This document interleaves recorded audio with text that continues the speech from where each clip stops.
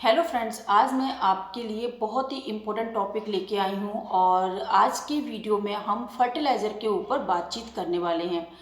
अक्सर क्या होता है कि हमें पता नहीं होता है कि कौन सा फर्टिलाइज़र हमें कब देना है और किस स्टेज में देना है। जब प्लांट ग्रोथ कर रहा होता है तो उसकी कौन सी स्टेज में कौन सा फर्टिलाइज़र देना है। ना ही हमें फर्टिलाइज़र के बारे में ये पता होता है कि कौन सा फर्टिलाइज़र किस चीज़ के लिए रेस्पॉन्सिबल होता है। साथ में कौन से फर्टिलाइज़र मार्केट में मिलते हैं ये भी हमें अक्सर नहीं पता होता है और हम या तो एक्सेस में फर्टिलाइज़र देते रहते हैं या फिर हम नहीं देते हैं। तो ये सारी प्रॉब्लम काफ़ी सारे लोगों के साथ में होती हैं। तो उन सभी लोगों के लिए ये वीडियो है जो फर्टिलाइज़र के बारे में जानना चाहते हैं। मार्केट के फर्टिलाइज़र और घर में कौन से फर्टिलाइज़र हम यूज कर सकते हैं, इन सारी चीज़ों के बारे में आज की वीडियो में हम डिटेल में डिस्कस करेंगे।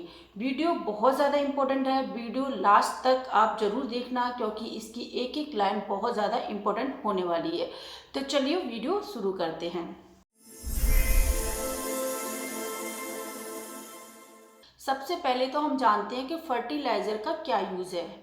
जो फर्टिलाइज़र होता है वो प्लांट्स की ग्रोथ के लिए इम्पोर्टेंट होता है, साथ में प्लांट्स की लीफ की हेल्थ के लिए भी बहुत ज़रूरी होता है, प्लांट्स की रूट्स के लिए ज़रूरी होता है, प्लांट्स की स्टेम की ग्रोथ के लिए भी बहुत ज़्यादा ज़रूरी होता है, फ्लावरिंग के लिए बहुत ज़्यादा ज़रूरी होता है और फ्रूटिंग के लिए भी बहुत ज़्यादा ज़रूरी होता है। इसलिए जितने भी फर्टिलाइज़र हैं वो प्लांट्स के लिए बहुत ज़्यादा ज़रूरी हैं। इसलिए हमें सफिशेंट क्वांटिटी में फर्टिलाइज़र अपने प्लांट्स को देना चाहिए।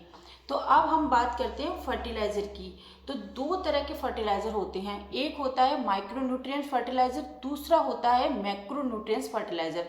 मैक्रो से नाम से आपको समझ में आ रहा है जो ज़्यादा क्वांटिटी में चाहिए वो मैक्रो, माइक्रो मतलब जो कम क्वांटिटी में चाहिए वो माइक्रो। तो बात करते हैं पहले मैक्रोन्यूट्रिएंट्स की। मैक्रोन्यूट्रिएंट्स जो हमारे प्लांट्स की ग्रोथ के लिए बहुत ज़्यादा एसेंशियल होता है। तो सबसे पहले हम बात करेंगे मैक्रोन्यूट्रिएंट्स में दो तरह के फर्टिलाइज़र होते हैं, एक प्राइमरी फर्टिलाइज़र, दूसरा होता है सेकेंडरी फर्टिलाइज़र। प्राइमरी फर्टिलाइज़र में हमारे नाइट्रोजन, फॉस्फोरस और पोटेशियम आते हैं। ये तीनों ही फर्टिलाइज़र हमारे प्लांट की ग्रोथ के लिए बहुत ज़्यादा इम्पोर्टेंट होते हैं। तो बात करते हैं नाइट्रोजन की। नाइट्रोजन जो फर्टिलाइज़र है वो हमारे पौधे की ग्रोथ के लिए कहाँ पर ज़रूरी होता है, सबसे पहले ये समझते हैं। नाइट्रोजन जो होता है वो हमारी लीव्स के लिए बहुत ज़्यादा इम्पोर्टेंट होता है। लीव्स के अंदर होता है क्लोरोफिल और क्लोरोफिल से बनती है फोटोसिंथेसिस। फोटोसिंथेसिस होने की वजह से जो हमारा पौधा होता है वो अपना भोजन बनाता है। अगर फोटोसिंथेसिस प्रॉपर मैनर में नहीं हो रही है तो जो पौधा है वो खाना अपना नहीं बना पाएगा और जो प्लांट है वो लैगी होने लगेगा, खराब होने लगेगा या उसकी ग्रोथ रुक जाएगी। तो जो नाइट्रोजन है उसकी सप्लाई हमें ज़रूर करनी है।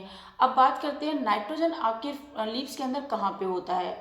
तो जो क्लोरोफिल की स्ट्रक्चर होती है, जिन लोगों ने ऑर्गेनिक केमिस्ट्री पढ़ी है वो थोड़ा जल्दी इसको समझ जाएंगे और जिन लोगों ने नहीं भी पढ़ी है तो मैं बहुत ही आसान शब्दों में आपको इस चीज़ को बताऊंगी।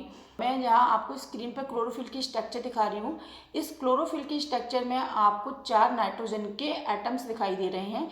ये जो चारों एटम्स हैं इनकी वजह से जो क्लोरोफिल की स्ट्रक्चर है वो प्रॉपर मैनर में रहती है। क्लोरोफिल का एक मॉलिक्यूल तब बनता है जब ये 4 नाइट्रोजन के एटम्स क्लोरोफिल पे आते हैं, तब ये क्लोरोफिल की स्ट्रक्चर कंप्लीट होती है। अगर हमने नाइट्रोजन नहीं दिया तो जो हमारी क्लोरोफिल की स्ट्रक्चर है वो पूरी तरह से कंप्लीट नहीं होगी और जब क्लोरोफिल ही नहीं बनेगा तो जो प्लांट्स है उसकी जो ग्रीन कलर है जिसके लिए रेस्पॉन्सिबल होता है क्लोरोफिल, वो कंप्लीट है, उसको नहीं मिलेगा तो प्लांट्स का जो ग्रीन कलर है लीव्स का वो खो देगा और प्लांट्स धीरे धीरे येलो कलर में या ब्राउन कलर में कन्वर्ट होने लग जाएगा।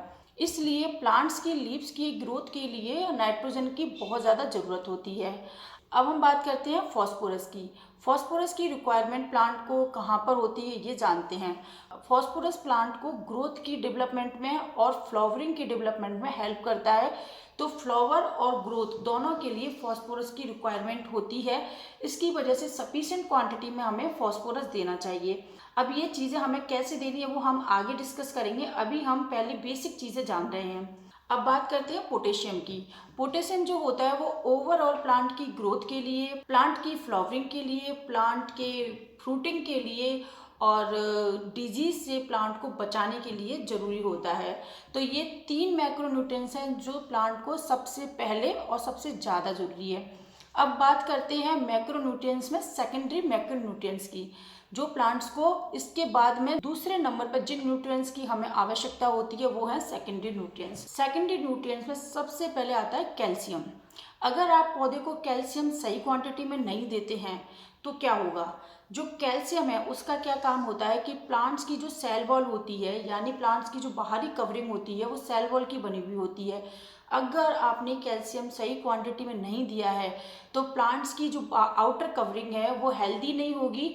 अगर प्लांट्स की आउटर कवरिंग हेल्दी नहीं है तो कोई भी माइक्रो ऑर्गेनिज्म आके अगर प्लांट के ऊपर अटैक करता है तो प्लांट्स में डिजीज़ होने के चांसेस बहुत जल्दी हो जाते हैं। इसलिए बहुत ज़्यादा ज़रूरी है कि प्लांट्स की जो आउटर कवरिंग है यानी उसकी जो सेल वॉल है वो हेल्दी रहे, और हेल्दी रखने के लिए हमें चाहिए कैल्शियम। अब दूसरा मैक्रोन्यूट्रिएंट है मैग्नीशियम। मैग्नीशियम की बहुत ज़्यादा ज़रूरत होती है प्लांट को।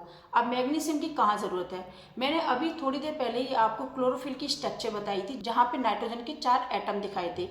अब उसी स्ट्रक्चर को हम वापस देखते हैं तो देखिए, क्लोरोफिल के जो चारों नाइट्रोजन के एटम्स हैं वो बीच में सेंटर में मैग्नीशियम से जुड़े हुए हैं, यानी कि जो हमारा क्लोरोफिल है उसका जो की कंपोनेंट है वो मैग्नीशियम है। अगर क्लोरोफिल में मैग्नीशियम नहीं है तो नाइट्रोजन उससे बाउंड होंगे नहीं और स्ट्रक्चर पूरी तरह से डिस्टर्ब हो जाएगी। अगर मैग्नीशियम की कमी हो जाती है तो क्लोरोफिल का प्रोडक्शन पूरी तरह से रुक जाएगा। क्लोरोफिल का प्रोडक्शन अगर रुकता है तो प्लांट्स की जो लीव है वो येलो होने लग जाती हैं। इसलिए नाइट्रोजन के साथ साथ हमें मैग्नीशियम भी उसी मात्रा में ज़रूरत होती है। अब आप कहोगे कि नाइट्रोजन प्राइमरी क्यों रखा और मैग्नीशियम सेकेंडरी क्यों रखा, क्योंकि आप देखेंगे क्लोरोफिल में नाइट्रोजन की जो रिक्वायरमेंट है वो 4 एटम्स की है, जबकि क्लोरोफिल में मैग्नीशियम आपको चाहिए 1, और एक क्लोरोफिल के लिए हमें 4 नाइट्रोजन चाहिए और 1 मैग्नीशियम चाहिए। इसलिए प्राइमरी हो गया नाइट्रोजन, और मैग्नीशियम की क्वांटिटी हमें देनी है लेकिन नाइट्रोजन की कंपेरिजन में कम देनी है, क्योंकि नाइट्रोजन हमें 4 चाहिए तो मैग्नीशियम हमें 1 ही चाहिए। इसलिए उसकी क्वांटिटी में हम इसकी क्वांटिटी कम रखेंगे। और ये मैक्रोन्यूट्रिएंट्स में इसीलिए आता है क्योंकि ये पूरी तरह से एसेंशियल कंपोनेंट है इसके लिए। तो मेरे ख्याल से ये चीज़ आपको समझ में आ गई होगी।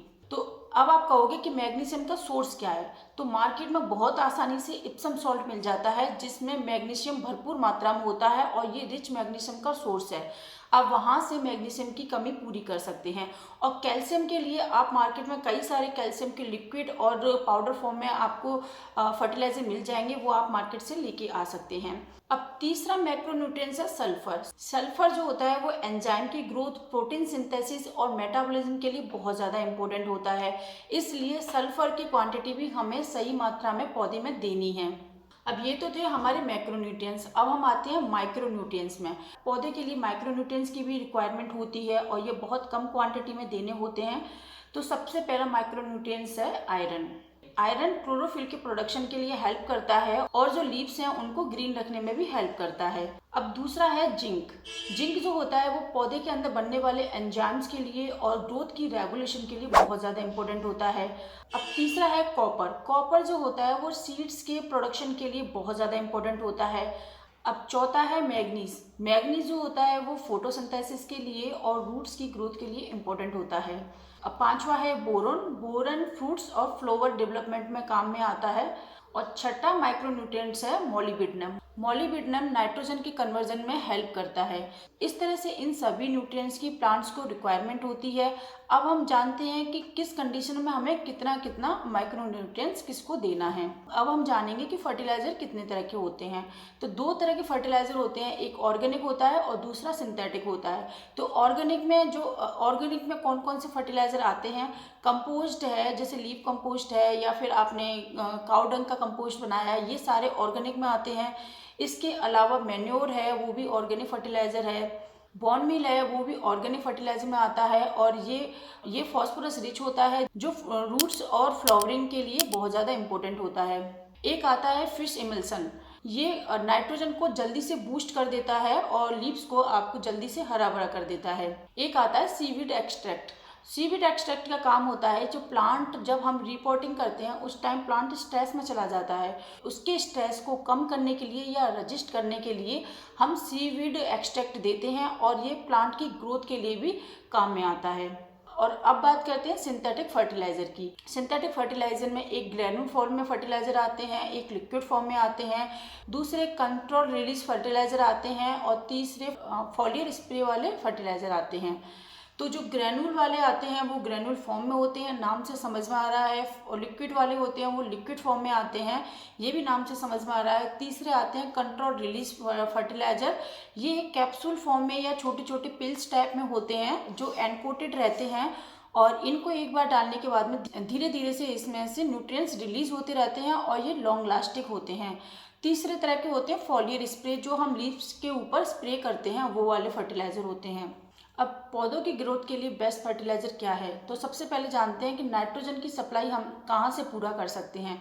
तो नाइट्रोजन की सप्लाई के लिए एनपी के नाम से फर्टिलाइज़र आता है, जो अलग अलग रेशो में होता है। 10-10-10 में आता है, 10-20-10 में भी आता है, 90-90-19 में भी आता है। तो ये कई सारे रेशो में आता है। आपको सेलेक्ट करना है आपको कौन सा वाला एनपीके अपने प्लांट्स को देना है।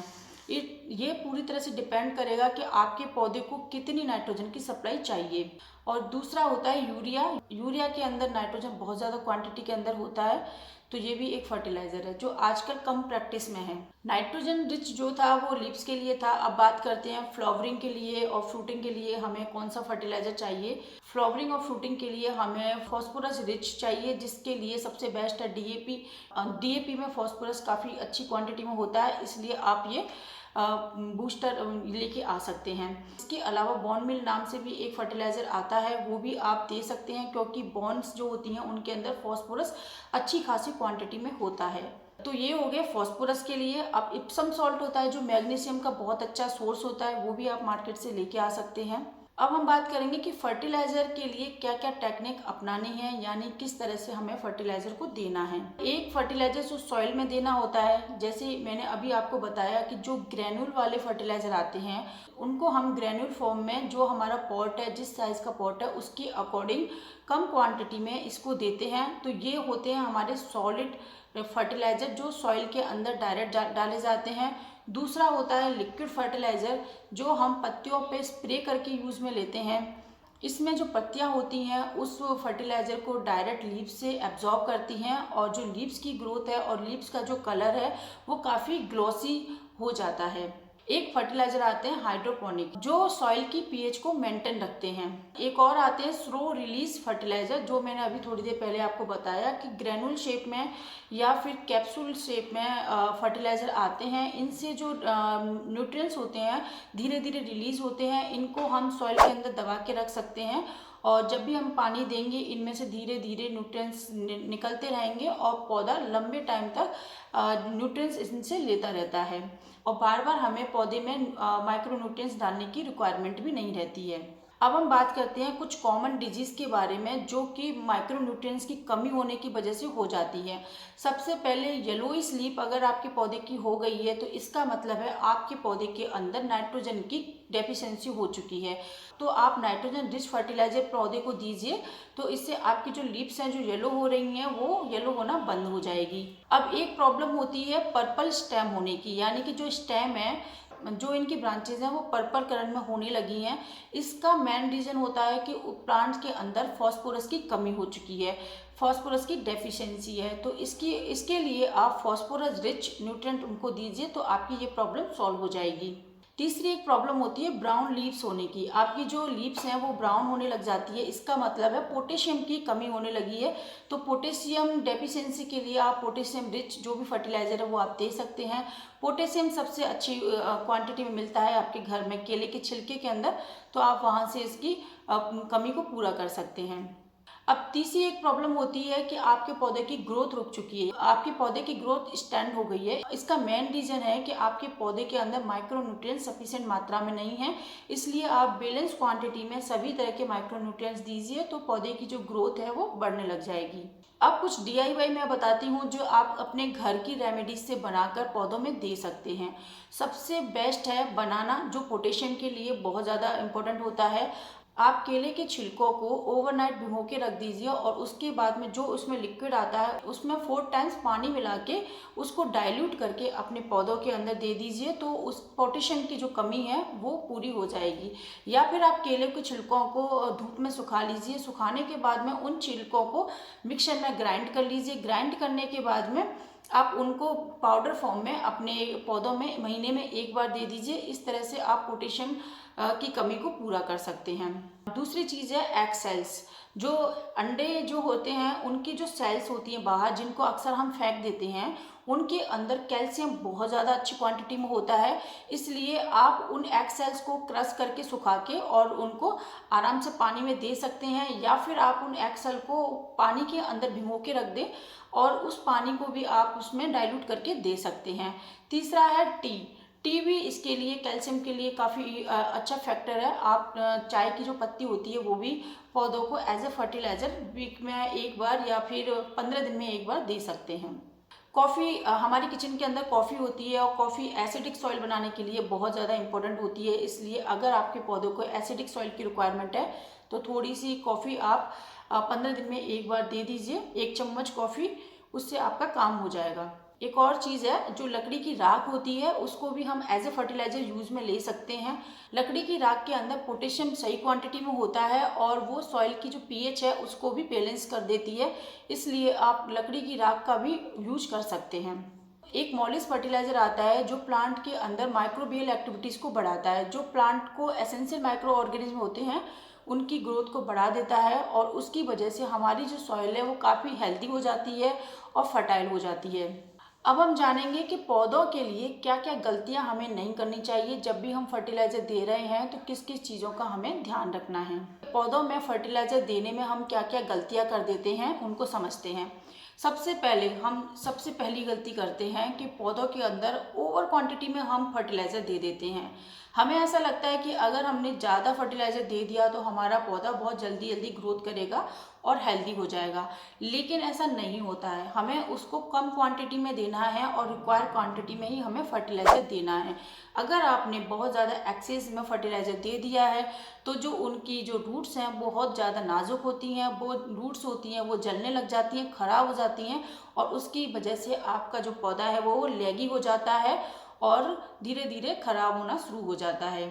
दूसरी मिस्टेक हम करते हैं कि जब भी हम लिक्विड फर्टिलाइज़र देते हैं तो उसमें अगर हमने पाउडर फॉर्म में कुछ भी मिलाया है तो हम उसमें वो जो लिक्विड फर्टिलाइज़र बनाते हैं उस टाइम पे हम उसमें ज़्यादा क्वांटिटी में फर्टिलाइज़र डाल देते हैं, उसको सही तरह से डाइल्यूट नहीं करते हैं। और जब कंसनट्रेट लिक्विड फर्टिलाइज़र हम प्लांट्स में देते हैं तो प्लांट्स की रूट को सेम प्रॉब्लम होती है ओवर फर्टिलाइज़र वाली। इसलिए जब भी आप लिक्विड फर्टिलाइज़र बनाएं तो उसको आपको सही तरीके से डाइल्यूट करना है और उसके बाद में डाइल्यूशन अगर आपका अच्छा है तो पौधों के अंदर पानी आप देंगे तो उनकी सॉइल के लिए भी अच्छा है। दूसरा, आप जो लीव्स के ऊपर लिक्विड फर्टिलाइज़र दे रहे हैं अगर आप कंसनट्रेटेड दे देंगे तो जो लीव्स हैं वो बर्न हो जाएंगी, खराब हो जाएंगी।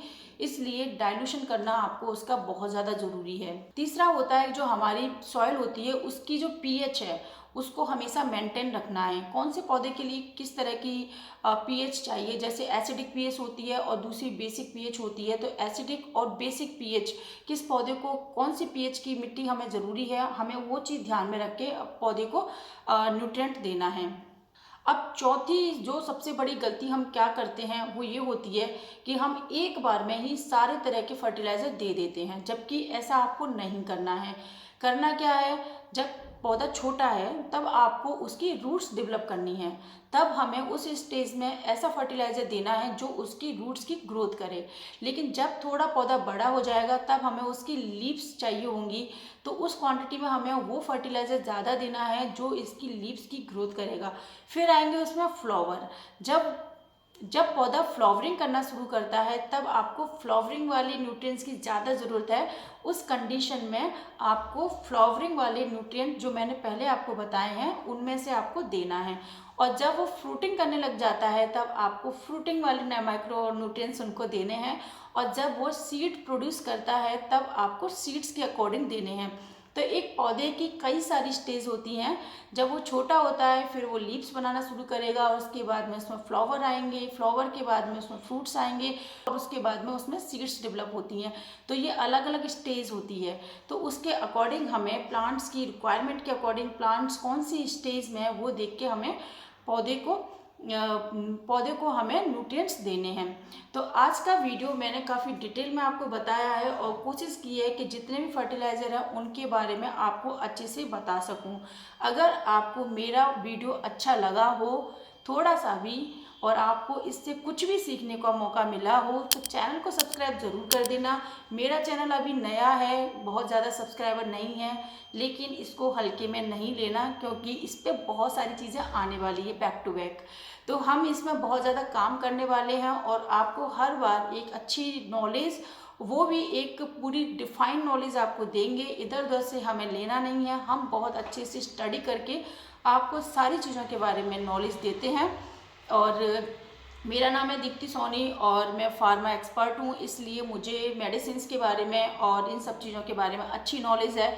इसलिए मैं बहुत डिटेल में आपको हर चीज़ को डिस्क्राइब करके बता सकती हूँ। और अगर आपको इस वीडियो से कुछ भी सीखने का मौका मिला हो तो हमारे चैनल को सब्सक्राइब करें, वीडियो को लाइक करें और हमारे चैनल पर बार बार आते रहें और हमारे नोटिफिकेशन बटन को ज़रूर ऑन कर लें और प्रीवियस वीडियो देखना ना भूलें क्योंकि हमने बहुत अच्छी अच्छी नॉलेज दे रखी है। तो thank you guys, bye bye.